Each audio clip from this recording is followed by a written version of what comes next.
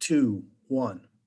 Welcome in Husker Extra Podcast. I'm Chris. There's Parker. There's Steve. We're back together again. It's been a couple weeks. I'm getting over a cold, so excuse my Barry White bass voice here. We are one day shy of open practice tomorrow. First football competition in front of fans since 2019. Let's go. We'll talk about that later on.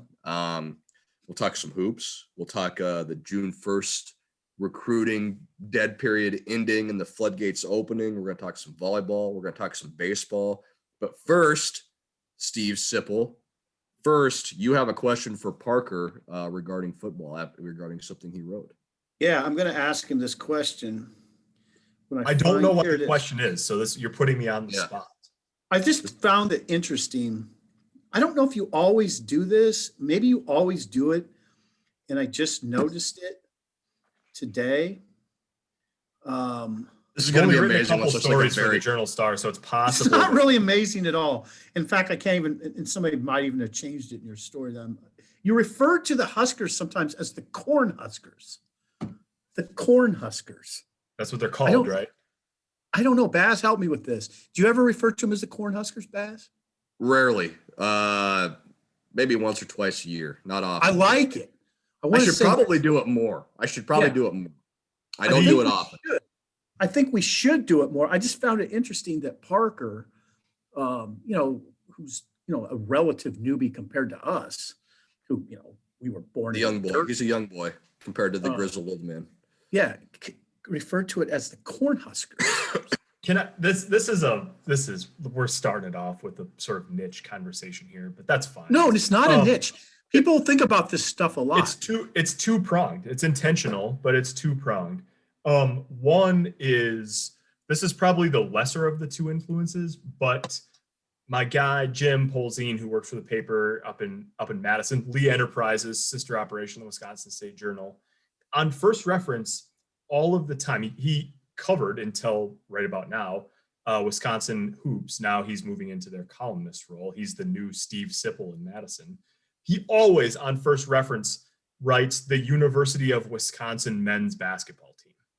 Yeah. Wow. Which I just don't, it's sort of like it's like almost like a principle thing, that you specify the whole thing. And so that's, I think I appreciate that about him, sort of old school. But then also I've got emails from several people over the last, I guess it started maybe like 2 years ago, who said hey, I know everyone calls them the Huskers, but they're I would appreciate it if you actually called them by their full name sometimes. Nobody does that at all. So those two things, I just sort of tell myself okay, it's not, I don't fully do it as a first reference, second reference thing, but I just try to work Cornhuskers in more often. I would say, I don't know if Baz would agree. I would push back on the notion it's a niche conversation. People notice that more than you think around here. Well, yeah, I think that explains the emails Parker gets about it. Probably, yeah. So I've just been trying to make sure to get Cornhuskers in, if not every story, then at least often. I'm gonna try and increase my use of it. I think this conversation has helped me to decide I'm gonna increase my use of it. All right, Saturday at, I don't know, what time do we go over there tomorrow? 2:00? 2:15. 2:15. 2:15. Gates open at 1:45. Okay, we're going to Memorial Stadium. Memorial Stadium. That's where they play football at the University of Nebraska. That's where the Cornhuskers, the University of Nebraska. That's where the Cornhuskers play. Yeah. Football. Speaking of that, they just have Huskers in the end zone, don't they? Mm-hmm. Yeah. It's Nebraska and Huskers. Yeah. And you could put Cornhuskers in there. You could. You'd have to squeeze a little, but you could do it. Yeah. Anyway, we're going to be in the stadium. We're in the stadium, in the stands, north end zone. There's going to be fans there. There's going to be fans in the stands. I don't know how many. Parker, do you have any idea of how many? I haven't asked for an update on how many of the 4,000 they've allocated, but I would think that if it's not all 4,000, I would think that it'll be a goodly number. It's I saw today they're going to have walk-up sales tomorrow, so they haven't sold them out yet. So okay, come on. They're not technically. And if you're coming by tomorrow, come find me. I'm doing a story on fans coming back into the stadium. I'll probably tweet it out again tomorrow, but come hang out with me for a couple minutes and give me your thoughts on getting back in the stadium again. We say they're for sale, but they're not They're not they're not charging, right? No, they're free. Yeah. There's tickets available. There's tickets Okay. available. What are you guys looking for? What are you interested in? It doesn't even have to be the players. Is there anything you're particularly interested in? How much of it is going to get live tweeted by the 78 media members in the North End? Like how many of the plays, what percentage of the plays will be live tweeted tomorrow? That's what I want to know. Inside zone. It's inside zone. It's inside zone. Logan Smothers look good handing it off to the right. How's he going to look handing it off to the left? Oh, Gabe Irvin, geez. 7 yards. That won't be annoying at all. Nope. I'm going to do that. I think I'm just going to do every play. People love it. You just wait for me to tally up some completion percentages from like 7-on-7. Oh, God. Adrian Martinez hit 97% of his 10. passes today. Yep. Oh yeah, it's gonna happen. It's what I'm interested in though. What actually I'm interested in is that this is the first time in the Frost era that any of us will see a full practice. It's just not something that has happened before. So it's unique in that way. It's something we've never seen before, sort of a wire-to-wire practice. Now, it's a little I mean, they're in the stadium, so one of two things is going to happen. Either A, they're not quite as spread out as what they normally are over on the practice fields, or B, which is perhaps just as likely, there might be some specialists or the defensive line at some point or whatever. Like we might not see every player on the field the whole time. They might be, back over in the facility or whatever. We're going to be in the stadium. So, but it's easily the most of a practice we'll have ever seen, being there for the whole time. So just that alone is sort of interesting. It's been a pretty closely guarded operation in that regard, more than some, although most schools at this point are pretty limited on what they let outsiders see. So even if it's vanilla, like some people seem to think it's going to be, and even if they don't show a whole lot and whatever, all that, which Eric Chenander was funny on that on Wednesday, saying like, oh, I don't care.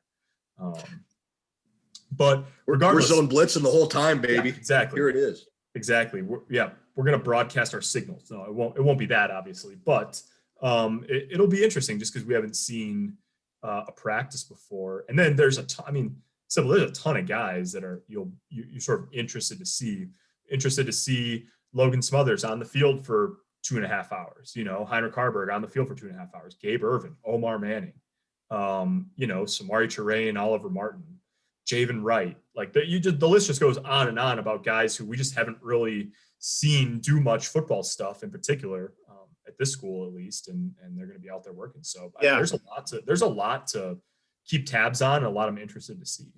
Yeah, it's listen. I mean, we try to be transparent as we possibly can. And we talk about, I'll just say I talk about Logan Smothers like I've seen him play before. I've never seen him play. I mean, not against college competition. Right. I saw a snippet I saw about 9 minutes of him the other day, a couple of weeks ago in practice on that Wednesday where we just saw a limited amount. But I act like I find myself talking on radio shows and stuff with authority about players I've never even seen before.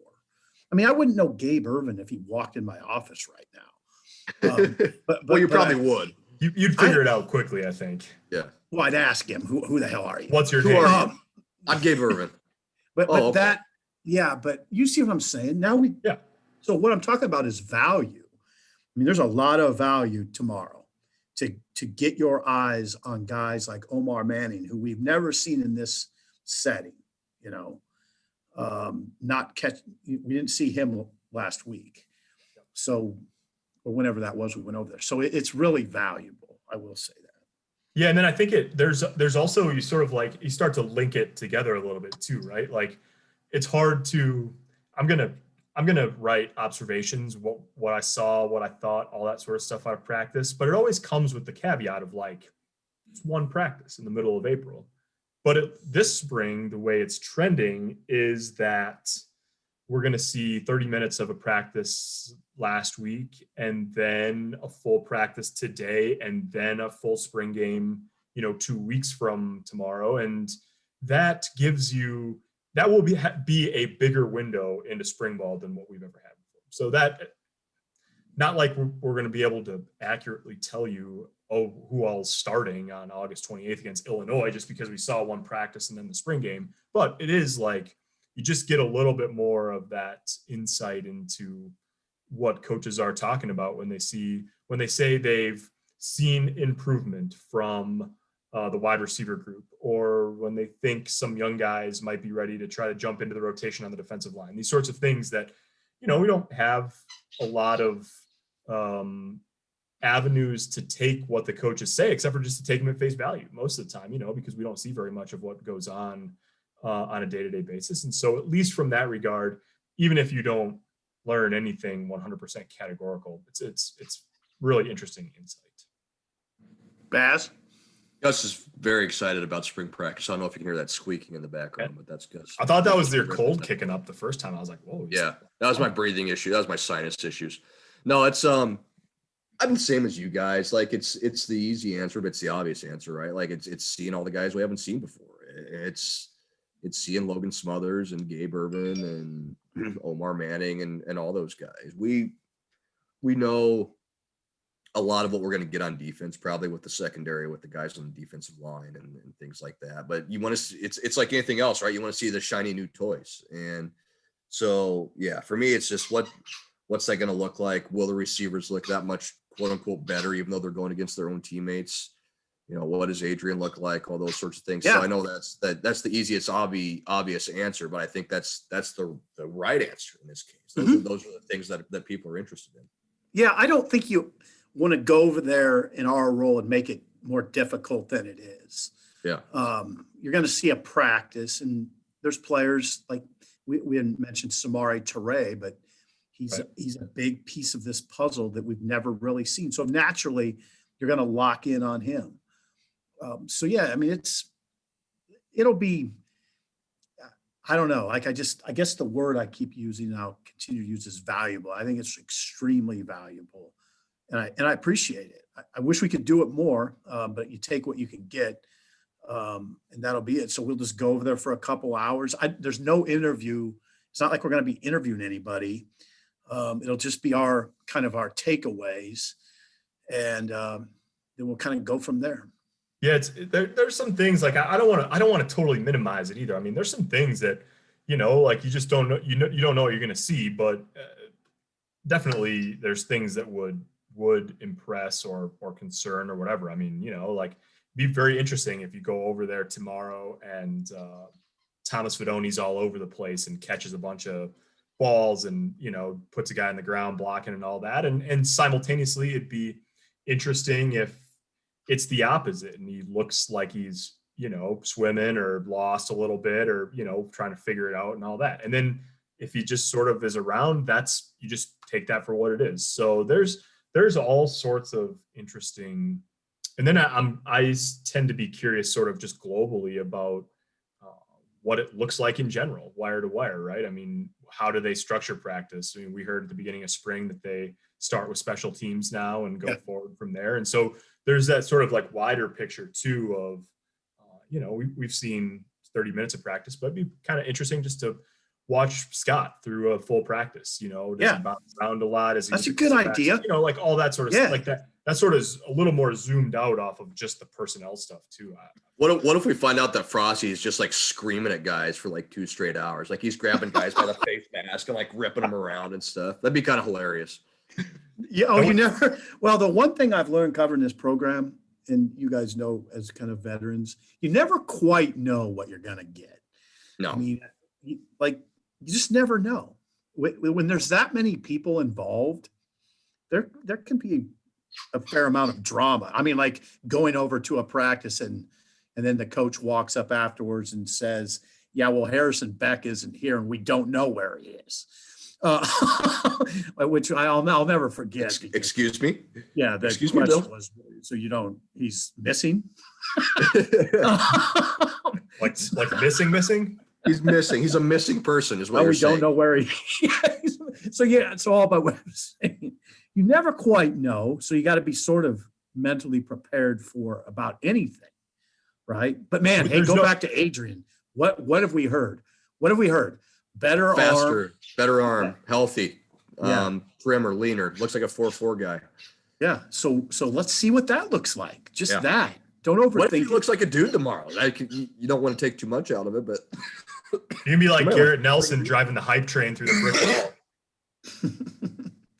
Baz, I'm really surprised you're not feeling well since you work 14 hours a day and have an infant in your house. Yeah, I cover 3 sports and I'm raising a young child. Yeah. It's shocking that I'm not Shocking that you're health. that you're wearing down. Yeah. Yeah, you get. At least I look good. Yeah, you definitely look good. Yeah. So defensively, there's fewer question marks, so it seems like we don't even really talk about that side very much, right?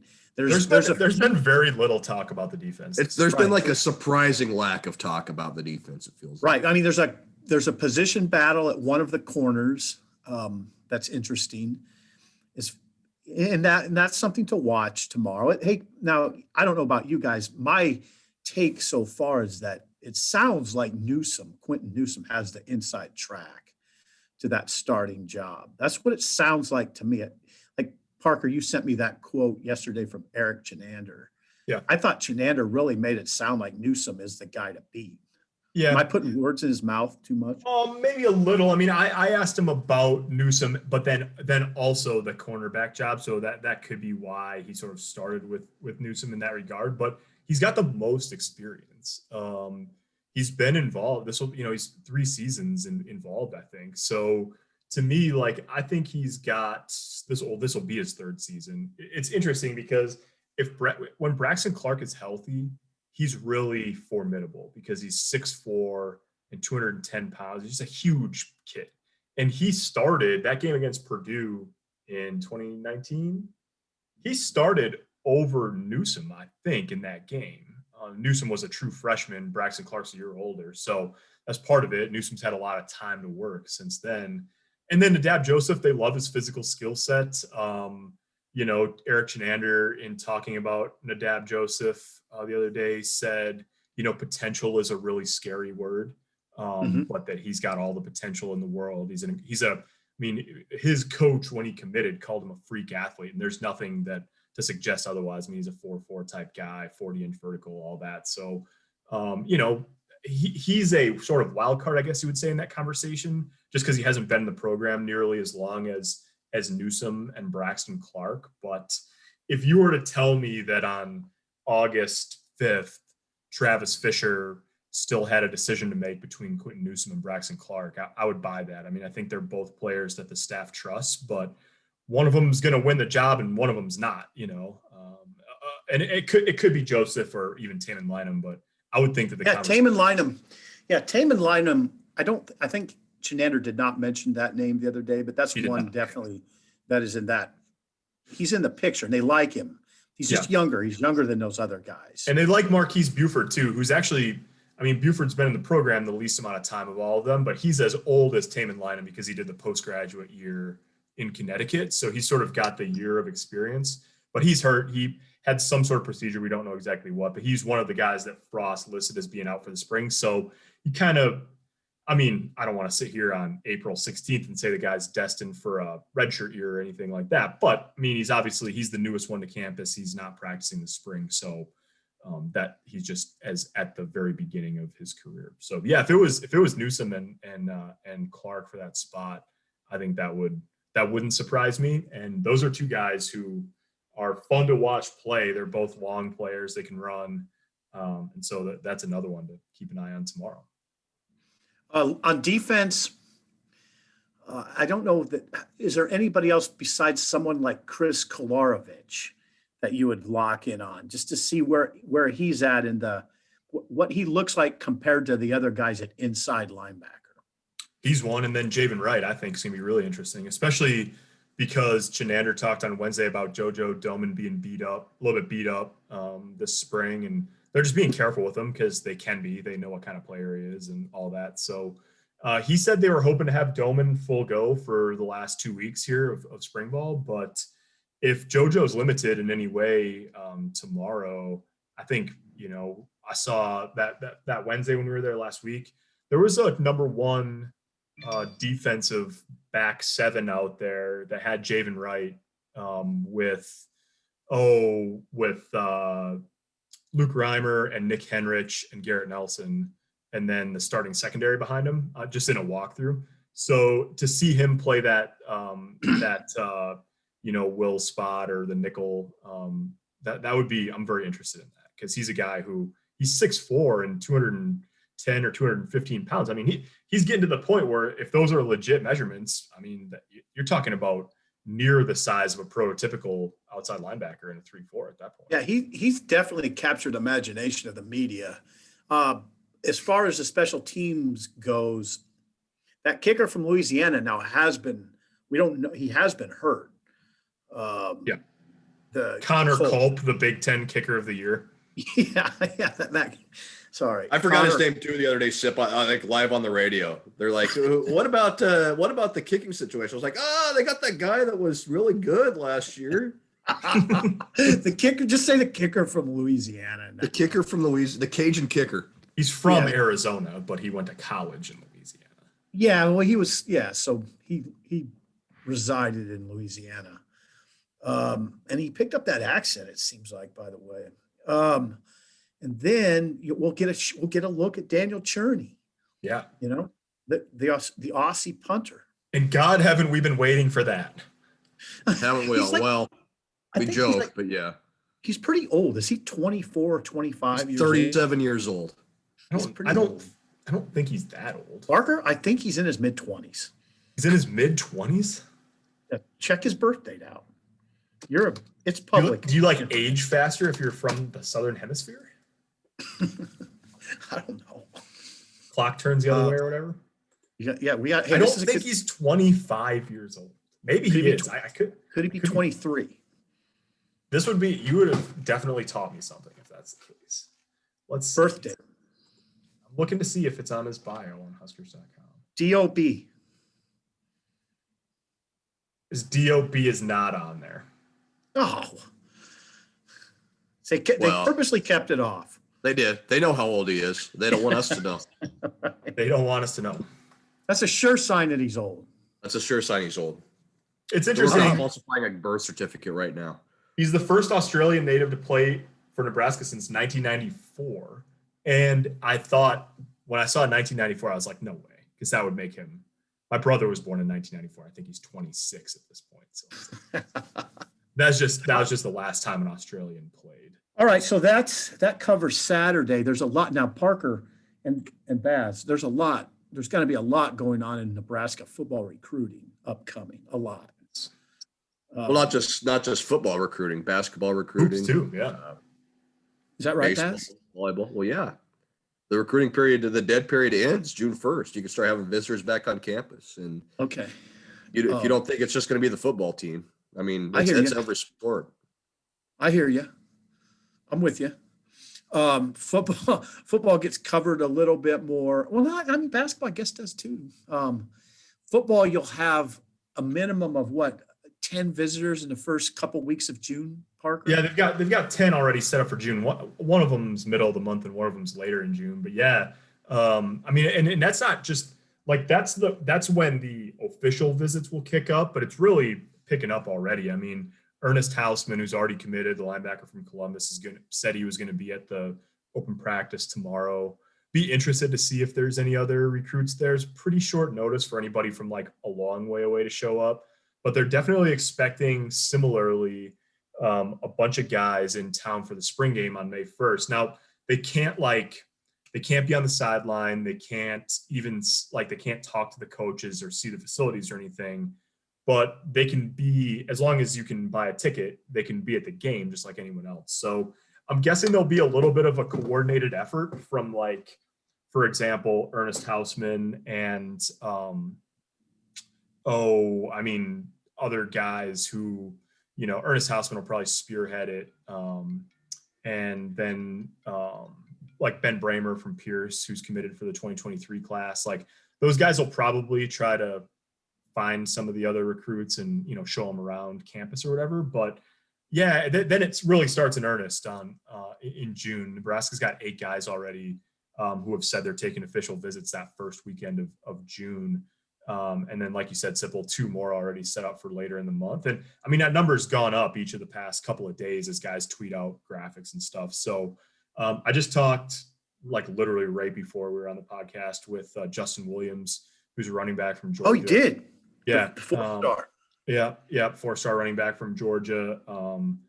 And he, so he said like, it's going to be really nice. He's like, he's been on one college campus in his entire life. So he's like, I'm just looking forward to getting away from home a little bit and seeing schools that are further away and seeing what they're all about. Nebraska's been recruiting him since last fall. He like missed his entire sophomore year, broke his foot, but had a huge junior year.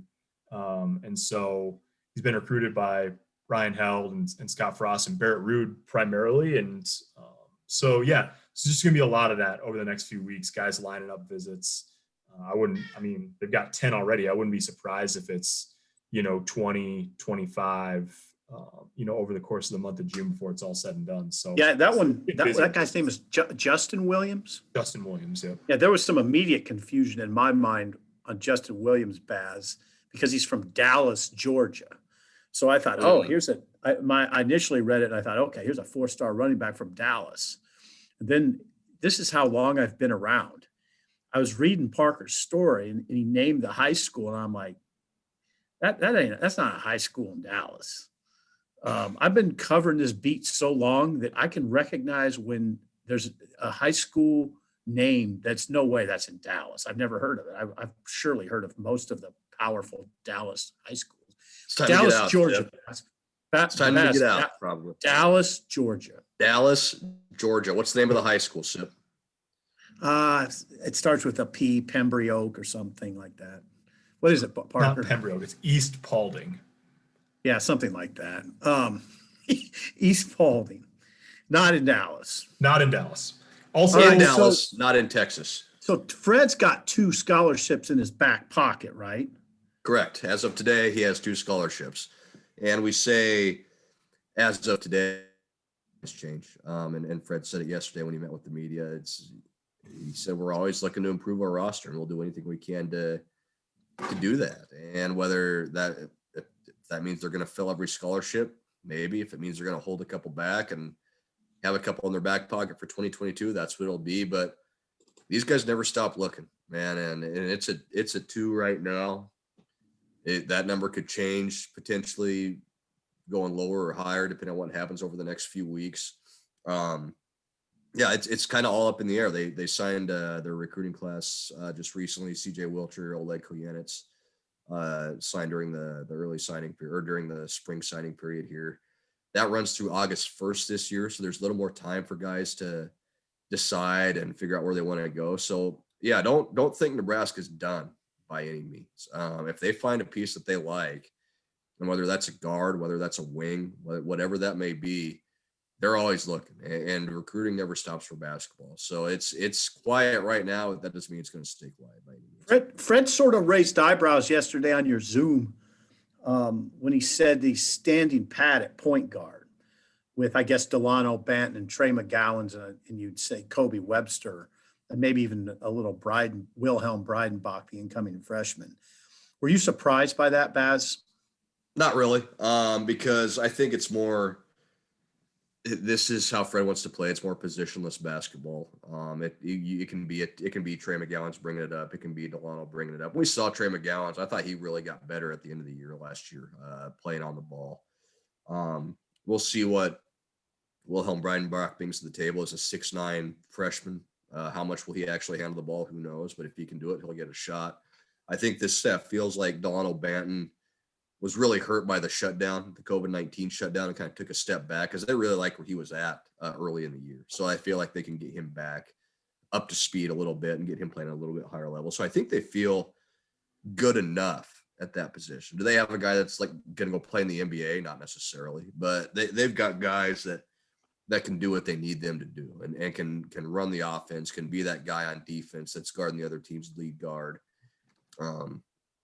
They have some pieces they like, and you mentioned them. And in those 3 guys, you have 3 guys that have been in the system now for a couple of years too, and that makes a big difference, especially at point guard. So, excuse me, it doesn't surprise me that they stood pat, just because I feel like they think they have something with those 3 guys that you mentioned. Could that pass? He says they're not looking for could that change? I mean, if there's a point guard in the portal that how many guys are in the portal? 1,300 guys? Almost 1,400 today. Yeah. And it's like I just said, the recruiting never stops, right? Just because they don't have one today doesn't mean they'll have one. They won't have one 2 weeks from now. You know, if there's somebody they really like and they think can come in and help them and can come in and play right away, you're going to take them. I mean, you just are. That's just the way this coaching staff operates. So it's not I've talked about this before. I think in a way, you kind of have to get this notion of, well, they need a 1 and they need a 2 and they need a 3. You kind of have to get that out of your head a little bit.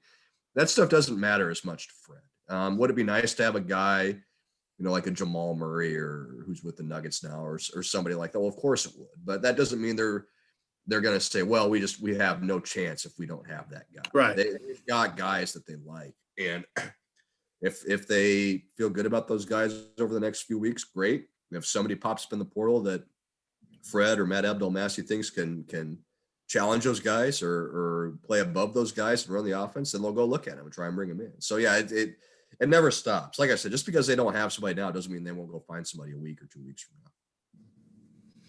now. What else from Fred? I mean, he took in stride the transfer rule change, which you would expect because he's always operated that way. Yeah, not a surprise there. He mentioned the sort of that a couple guys on the roster were still sort of like in decision mode, right? About trying to figure out what they were going to do like this offseason going into next year. Yeah. Thor Bjarnason, of course, and Shamil Stevenson. We're still waiting on decisions from those guys, and it doesn't sound like that Nebraska's going to rush them in any way, and they don't need to because those scholarships don't count. Well, Thor's anyway doesn't count towards next year. So Thor's actually back home in Iceland right now, kind of weighing his options. And I think that goes back to what we just talked about. A lot of what Thor's going to decide will probably depend on what happens with Nebraska's roster over the next few weeks. If they add another wing, another small forward 2-guard type, Thor might see the writing on the wall a little bit and say, you know what, it's time to go make my money and go play in Iceland or whatever it may be, play overseas somewhere. If they don't add that piece and Thor feels like there's a chance for him to come back and play some minutes on a team that should be improved and should have a chance to finish top half of the Big Ten, he might come back. You just never know. I think Thor's a smart guy. Thor's a guy that if he wanted to come back and get a master's degree, he could certainly do it. Shamil, we just don't know. I think it's kind of the same boat. He's just trying to take his time and figure out what he wants to do, what's best for him. So yeah, there's going to be no rush for those guys. And now that doesn't mean they won't decide or we won't find out here in the next week or two. We very well could. At the same time, summer workouts don't start until June, about the middle of June or so. So there's plenty of time for those guys to decide what they want to do, decide if they want to move on or decide they want to stay. Yeah, I suppose we could do a whole separate podcast on the rule change that now transfers are immediately eligible, no penalty in basketball, men's and women's basketball, football, baseball, and men's ice hockey. But I think people get the gist of that conversation. Sometimes people forget in this conversation that every other sport, NCAA sanctioned sport, already had this rule in place. It's just, the most prominent ones, obviously football and hoops and, hockey to a lesser extent, but this is those sports sort of matching it's a whole new world. Don't get me wrong for football and for hoops. But with the pandemic, I mean, waivers pretty much went out like candy last year. So it's a change that's been expected for a long time. Actually, it was going to happen in January, and then they delayed it along with the NIL stuff. So it's a long time coming. Frost said on Monday, it's fair for the kids to be able to do that. And at the same time, it is you see what, we were talking about the numbers in the portal, it's already crazy and it's probably going to get crazier before it, normalizes over the next few years. Yeah, for sure. I think that's what you'll see is it'll be pretty volatile, obviously this year, next year, maybe 2 years from now, but water finds its level, right? Eventually this will settle down. I think you'll see the numbers drop or at least normalize and level off a little bit. And it won't be quite the, I guess, zoo It is right now. So it's a matter, you've got to work through. It's like anything else. You just have to work through some growing pains with this rule until it kind of levels itself out. In the baseball world, Baz, you're covering the first place team in the Big Ten. How about that? Yeah, Nebraska. Now they go to Penn State to play this weekend. In fact, Nebraska on the road the next 2 weekends. What do you foresee this weekend? It's kind of an important stretch. You're at Penn State this weekend. You're at Michigan State next weekend, and then you've got Rutgers at home the week after that. That's 3 teams you should take care of business against, to be quite frank, if you're the first place team in the Big Ten and you have designs on winning a league title. Now, does that mean Nebraska's going to go 9-0? Of course not. It's baseball. Funny stuff happens. But I think it's going to be a disappointment for Nebraska if they win fewer than 7 of these games. Because these are teams you should beat, right? Like, you're in first place in the conference. Will Bolt's talked about that. They haven't shied away from the fact that we put in a bid to host a regional. We feel like we're playing well enough that we could host a regional. Well, now go prove it, and Nebraska's played well. They've won 10 out of 12, and they keep winning series, and winning series is good. But what gets people's attention is sweeping series. And especially this year when it comes down to, NCAA tournament bids and things like that. This could be a stretch for Nebraska where if they sweep a couple of these teams, or if they find a way to sweep all 3, that could be key. Even though you're playing lesser opponents, if you win 9 straight here, I'm not saying that's going to happen, but if you do, conversation shifts quite a bit, I think. And it really sets you up for that last month, because look at that last month. You've got Michigan, you've got Indiana, you've got a couple left against Ohio State. You've got the kind of the top half, the cream of the conference outside of yourselves waiting in May. So it's an important stretch because you don't want to lose a lot of these games, but it's an important stretch because you want to win a lot of these games and keep your momentum going. And Nebraska feels like they have the team that can win this conference. Now you got to go do it against a Penn State team that I think you're 11-2 against all time in the Big Ten. Michigan State team you've had success against. Rutgers, same thing. You've got to take care of business, and it starts today up in State College. The question, Baz, that everybody will wonder, and they should wonder, is does Nebraska have the starting pitching and the pitching in general to be that sort of team, to host a regional for the first time since 2008 and win that regional? Do they have that level of starting pitching? Well, that's the question. I think they've got a Friday night guy in Cade Povich, and he's proved he's pretty good. So it's, what are you going to get out of those other 2? Shea Shanneman has been lights out at times, and he's really struggled at times. Chance Roach, the Saturday starter, is a sinker ball guy who hasn't been getting the ball down the last couple of weeks, and that needs to get better. I like Nebraska's bullpen. They've got guys there that can shut you down, and they've got depth there.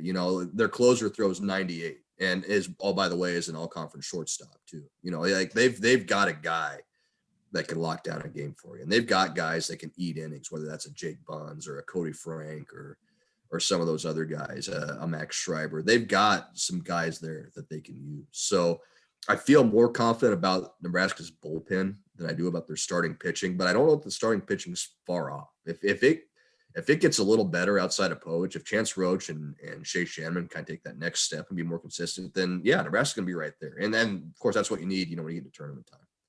Yeah, you're talking about star power.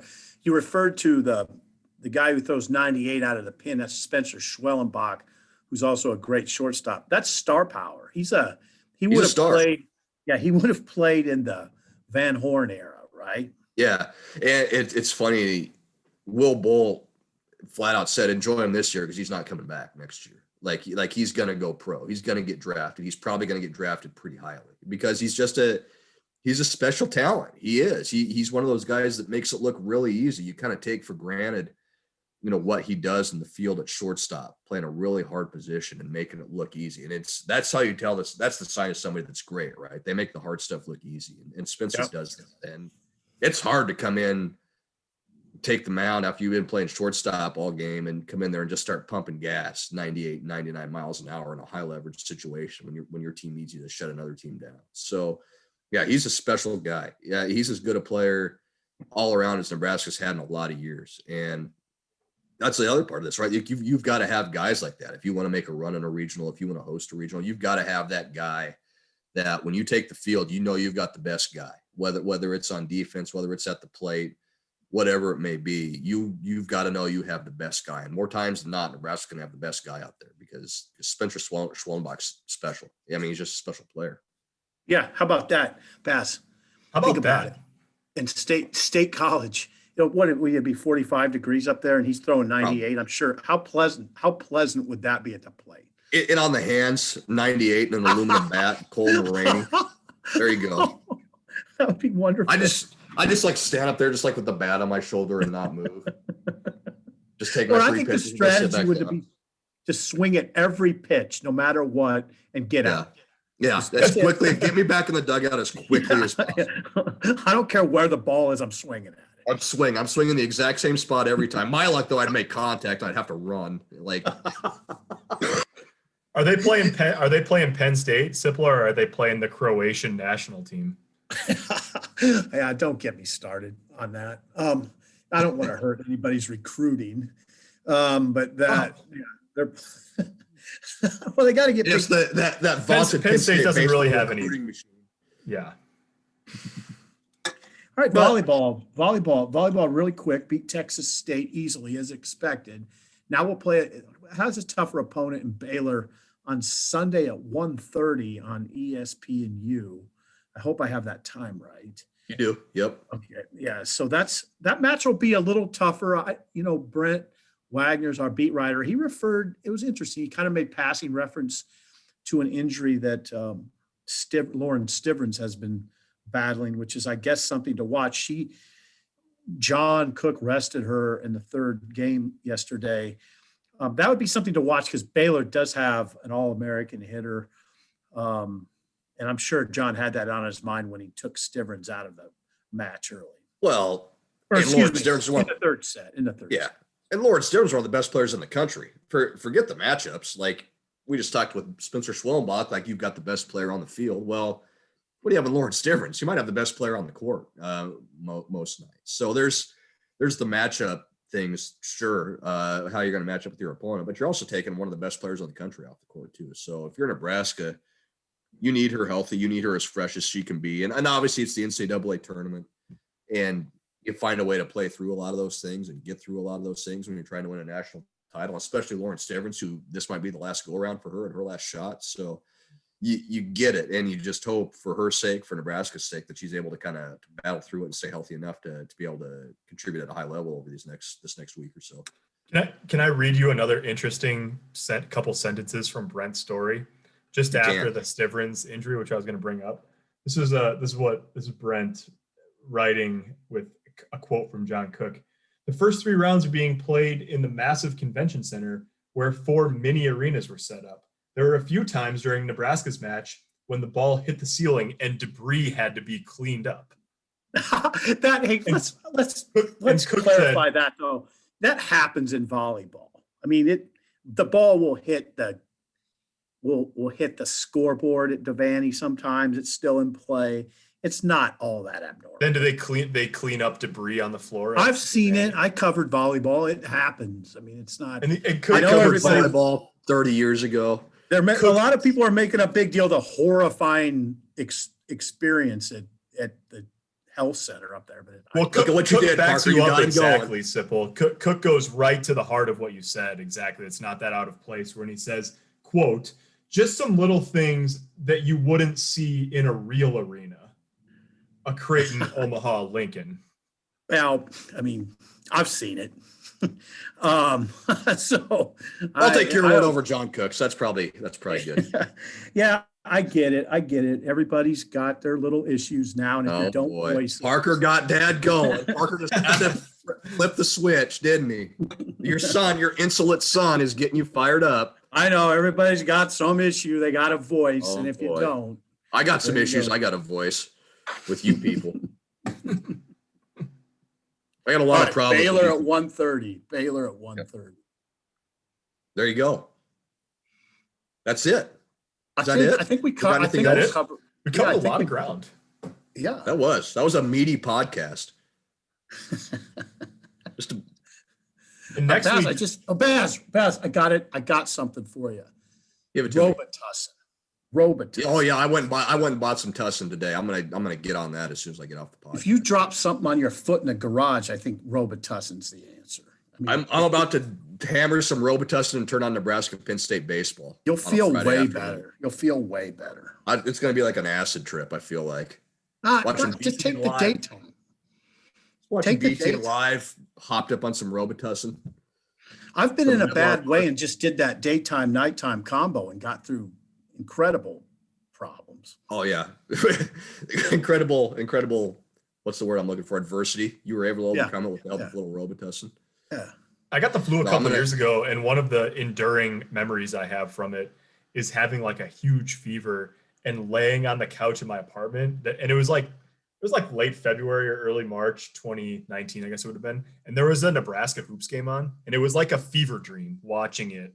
Awesome. While, like sweating it out on the couch. Yeah, it was Yeah, like very. that's pretty much every Nebraska basketball game. Yeah, Parker. I Big was deal. like, this is how it should be all the time, except for that it was also mildly concerning. yeah. That's how it is a lot of the time for some people. I feel like I'm going to take this Robitussin. It's going to be like a 14 to 12 game that takes 4.5 hours. Like I'm not. You'll be riding like Jerry yeah. Garcia. It'll be Oh incredible. yeah. I'll be like Grantland Rice writing this story. Yeah, it's Right. gonna be like a Use it's gonna be zero like a Hunter quotes. S. Thompson special. Yeah. Under a slate gray sky at Medlar Park and University Park. Don't use any quotes. Just No, your zero quotes. It's going to be a 700-word story with 0 quotes. Hunter S. Thompson, you turn in like 17 pages. Yeah. Here it is. Here's the story. And on deadline. Good luck, Somehow. Tim. Yeah. There you go, fellas. All right, All right. dudes. I gotta go hammer this Robitussin to get ready for baseball, so we should probably end this thing. Hammer Appreciate it. We're gonna hammer. Appreciate everybody tuning in. We'll talk to you Peace. next week.